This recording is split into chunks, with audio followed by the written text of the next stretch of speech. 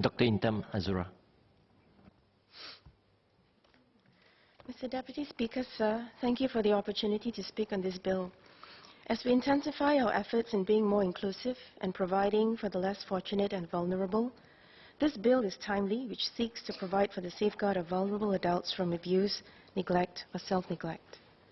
In the course of our daily interactions with others in our community, we would have come across adults who are deemed vulnerable, either because they have some form of special need or because of age, they suffer from illnesses or conditions that diminish their ability to remember or communicate effectively, such as dementia, aphasia, which is an impairment of the ability to speak because of stroke, or multiple sclerosis, among others. A few months back, a female resident, Miss N, came to see me at my Meet the People session, panicky and in tears. Miss N shared that her elderly father, whom she said had dementia, was missing, and that she received a call from a home for destitute persons informing her that the father was there. Apparently, he was found begging on the streets and could not recall where he lived. When Miss N went down to the home to try and bring her elderly father home, she was told that she could not do so as the home would need to get the go-ahead from MSF before they could release her father. She managed to talk to her father, whom she said appeared scared and had suicidal thoughts. I managed to get in touch with MSF through Minister Desmond Lee, and with Minister's kind help, managed to get Miss N's father released from the home within the next few days. I must extend my sincerest gratitude on behalf of my resident for Minister's timely intervention and assistance in this case. While that incident turned out well for Miss N and her father, the reality remains that there will be adults among us who may not recall who they are or where they live, or who may do things that can compromise their safety or the safety of others. These are the vulnerable adults who live amongst us. There needs to be a better framework and set of laws to manage how we are able to provide for them and ensure their well-being and safety, as well as that for others around them.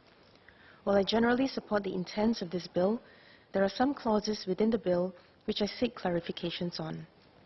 First, for Clause 3, Section 2, it is mentioned that the Director may appoint any public officer with suitable qualifications and experience as protector under the proposed Act. What qualities are needed before a public officer can be appointed as a protector? What are the functions and powers of the protector? How is a protector different from the director? Is a protector a deputy to the director? Or is a protector supposed to play the role of a counter-check to the director or enforcement officers to ensure, for example, that the safety of the vulnerable adult is ensured, or that excessive force is not meted on any vulnerable adult that is being removed from a place that exposes that adult to abuse, neglect, or self-neglect? Second, for Clause 6, Section 1, Subsection D, and Clause 10, Section 2, it is stated that the director or protector may remove a vulnerable adult from the place where that vulnerable adult is residing or staying for the purpose of an assessment with or without the consent of that vulnerable adult, their donee or deputy. To what extent can the director or protector ensure this vulnerable adult is to be removed?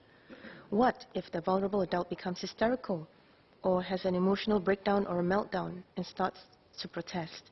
How will the ministry manage this delicate balance between state intervention and individual rights and choices? Third, for Clause 10, Section 5, the director or protector may use such force considered necessary to remove the vulnerable adult. Will physical force or coercion be used against this vulnerable adult?